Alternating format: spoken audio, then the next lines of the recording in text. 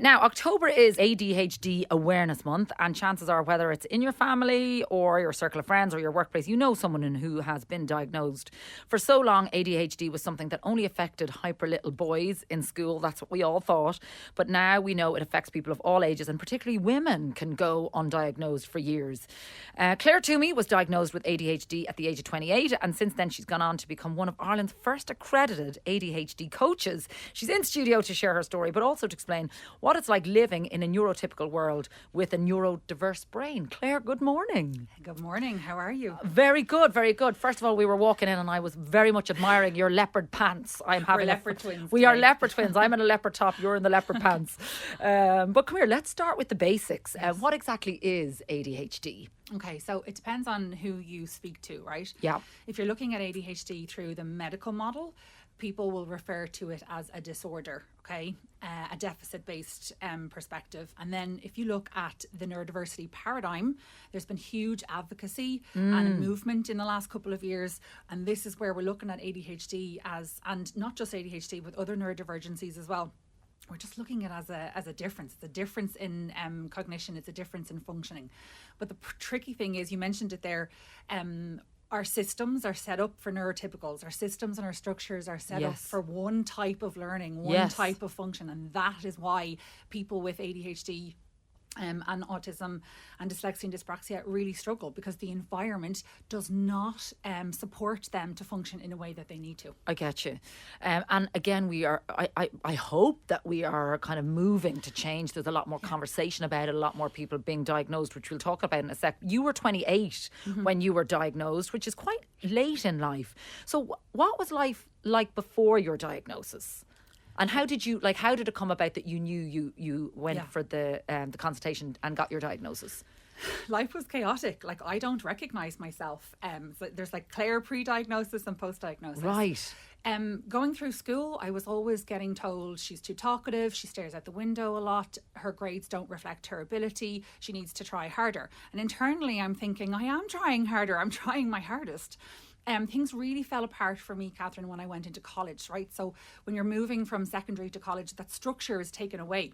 Yes. You're expected to manage your own timetable, to show up on time, and actually, do people chase you and ring your parents if you're not arriving for lectures? So there's complete different, you're moving into a completely different environment, okay? So that's when things like my mental health started to deteriorate. So I had about 10 years of swinging in and out of burnout and depression and anxiety. And so that led me to going to speak to therapists and trying out CBT and things like that.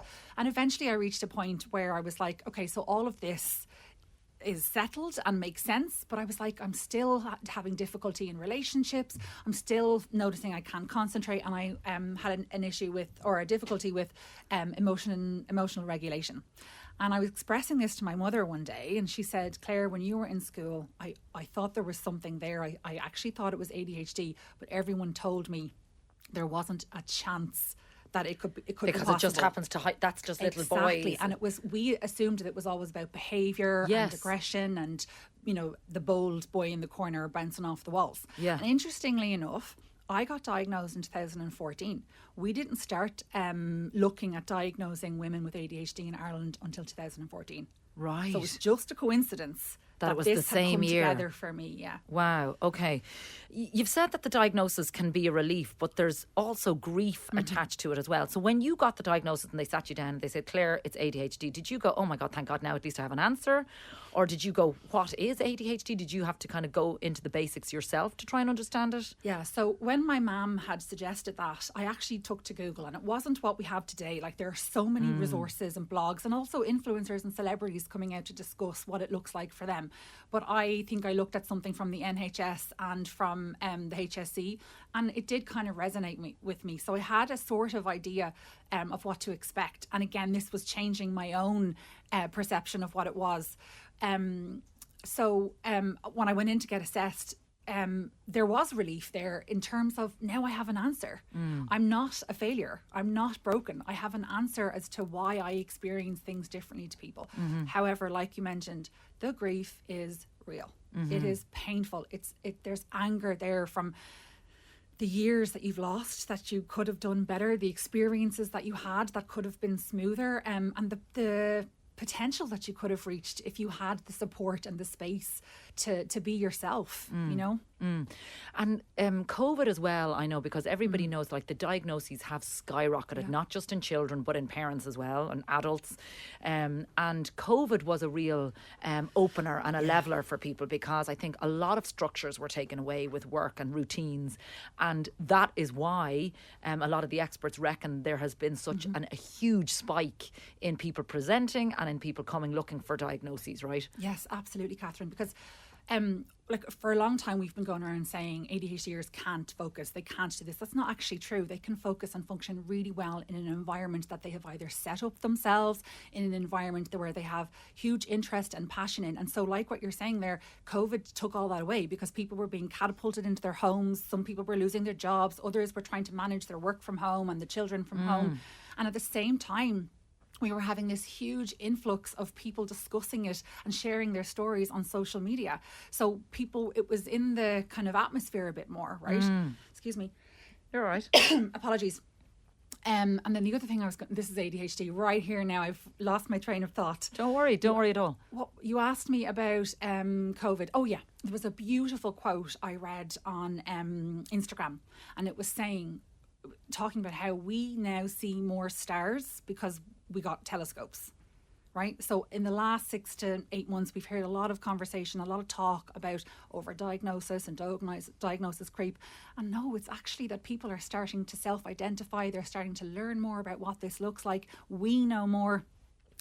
Education is developing on it. And that's why we're seeing an increase. Can you tell me about the difference between ADHD in women and in men? Because it's one of my biggest bugbears when, female medical research, there's so much that goes undiagnosed and unresearched, because a lot of what we know has been researched through the male perspective. Yep. So how can ADHD present differently in women? The key thing there is that women tend to internalize the struggles that they're experiencing, whereas men will be more kind of outspoken about it, right? Verbal about it.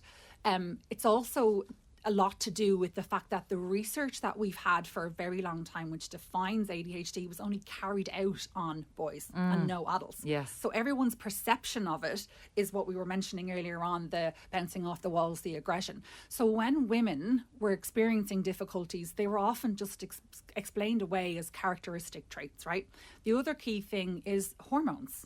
So female hormones fluctuate throughout the month, and estrogen has a huge role to play. Of course it yes. does. Yeah. We know this anyway from menopause and perimenopause. But when girls and they're going through puberty and their hormones start to change, that's when they start to notice things declining, and you'll often hear parents saying she was fine in secondary school or in primary school, and in secondary school it changed. So estrogen starts to lower throughout the month, and that has an impact on your executive function skills, which is in the prefrontal cortex, and that is where you're planning, prioritizing, remembering things, regulating, problem solving, and that gets impact. And also with women, it's like this because estrogen changes. So the challenges that women might experience aren't consistently the same throughout the month. I get you. And even those, me in my mid-40s who is forgetting things and, all the things that go with perimenopause, but they're so associated, can be so associated with ADHD as well. Can I ask you as well, because there is a concern out there that because we've had so much, there's so many people presenting now, there's so many diagnoses that in fact people are kind of wearing it as a badge who are not necessarily diagnosed and have not been properly diagnosed, but it's just a title or a label that people can cling on to if they're feeling, not themselves. And there's a fear around that as well, I think, for people. Yeah, absolutely. And I think there's a fear as well that that will diminish then people who are really struggling and who are really struggling with ADHD. Do you know what I mean? Yeah, absolutely. I've heard that argument and those discussions all the time. The way I look at it is, we have gone from stigmatizing and othering ADHD and autism. And so we're moving into a space where those people, where the community are getting they're getting a voice. They're getting their voices, yeah. I absolutely understand people's concerns. And yes, there is a flippancy, I suppose. Same thing kind of happened with in the area of mental health, right? The tricky thing I want to also mention is you were speaking about whether people aren't formally diagnosed or not. At the moment, it is incredibly difficult to get an official diagnosis in Ireland. And so a lot of advocacy groups are actually campaigning for the validity of self-identification. Okay. So up until 2021, I think it was, Kathryn, we didn't have adult services who were assessing for ADHD, for adult ADHD.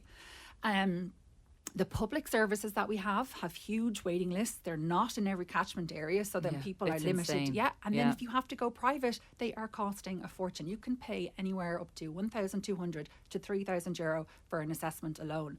And then if that individual wants to explore medication, there's a whole added on extra cost there. Okay. Yeah, it's a tricky one, all right. But you, as I said, you were one of the first ADHD coaches certified in Ireland. You are helping so many people navigate their diagnosis. How can people find out more about you, Claire? Where can they go? So my website is called adhdconnections.ie, and you can also find me on Instagram. Love it. Listen, great speaking to you this morning. Thanks so a million, Claire Twomey. All right, let's get some more music. Here is Eternal with I Wanna Be the Only One.